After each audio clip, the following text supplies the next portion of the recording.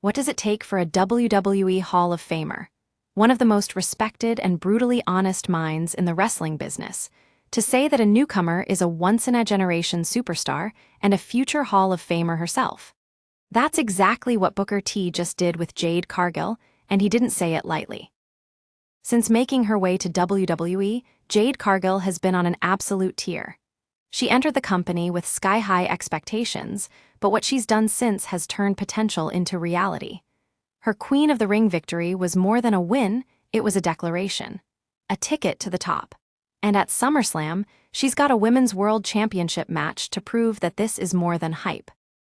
To some, Jade's rise might seem like your typical WWE rocket push.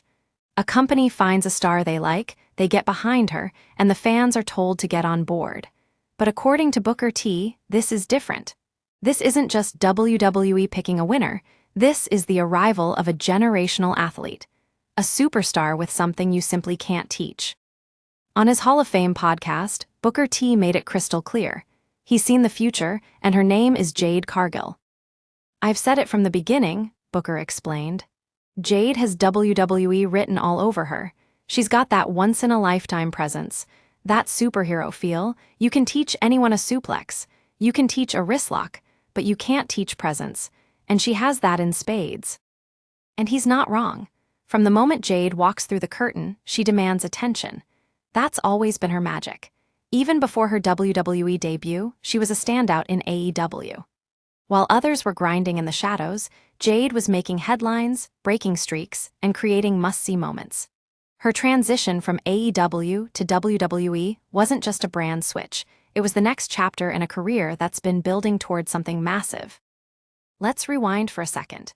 Jade actually had the opportunity to join WWE before ever stepping foot in an AEW ring. She turned it down. At the time, AEW made more sense.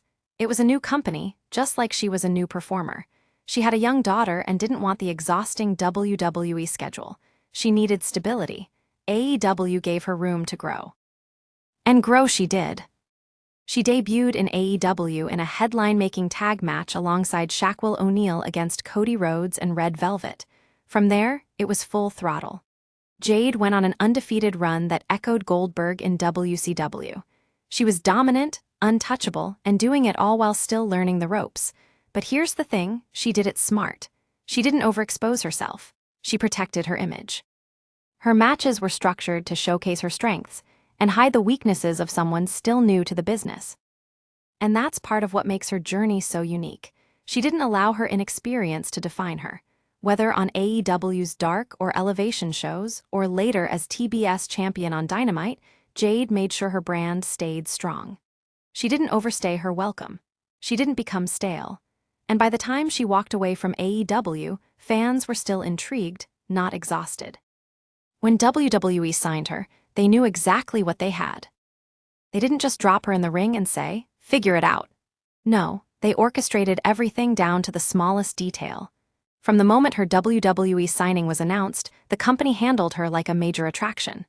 She was sent on a media tour, telling her story, explaining why she left AEW, and hyping what was next. She wasn't introduced to the WWE universe with a random debut match. She was introduced with mystique and intention. Then came her free agent tour.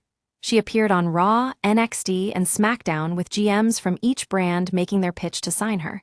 It wasn't just a storyline, it was a way to establish her value. She wasn't just another draft pick. She was a prized free agent. A power player who every brand wanted. And WWE stretched that moment out, letting the anticipation build. Then came the 2024 Royal Rumble.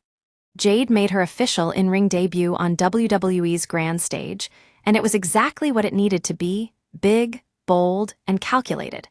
Everything from her entrance to her gear to the way she moved felt like a superstar had arrived.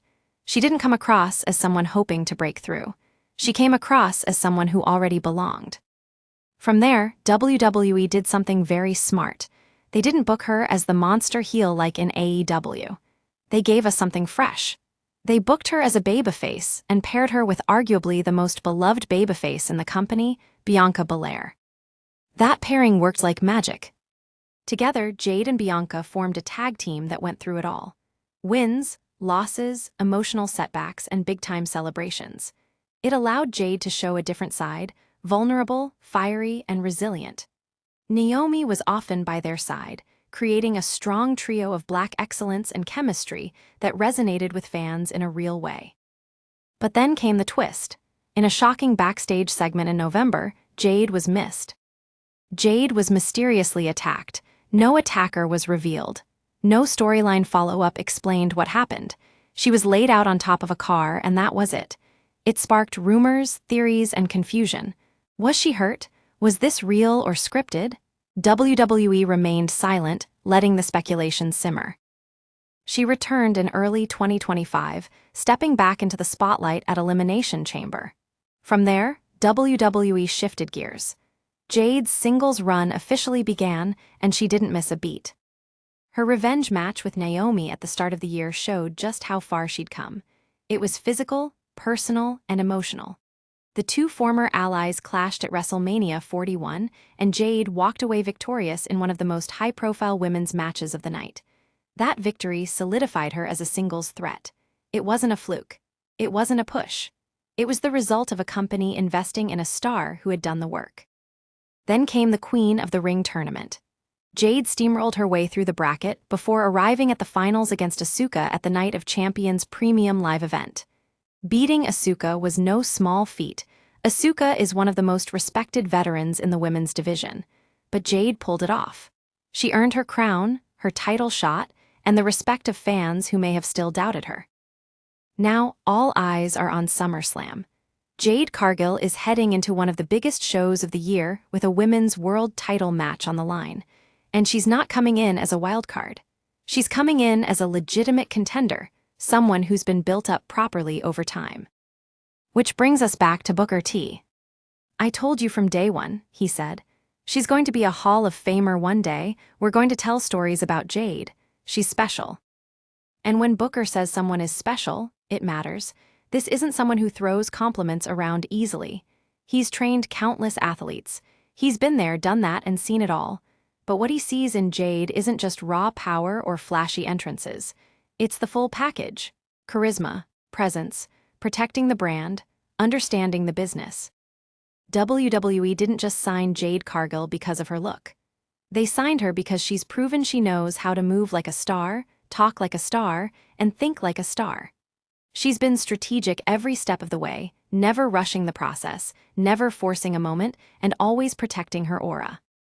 And now, the company is rewarding that patience with a marquee push. But even that push has been handled carefully. They didn't give her a title shot on day one. They let her evolve, grow into the role, and then earn it.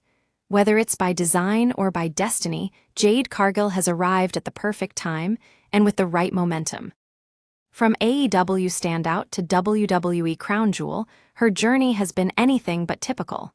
And the scariest part? She's still just getting started. Do you agree with Booker T? Has Jade Cargill already done enough to be considered a future Hall of Famer, or is the best still to come? Let us know what you think.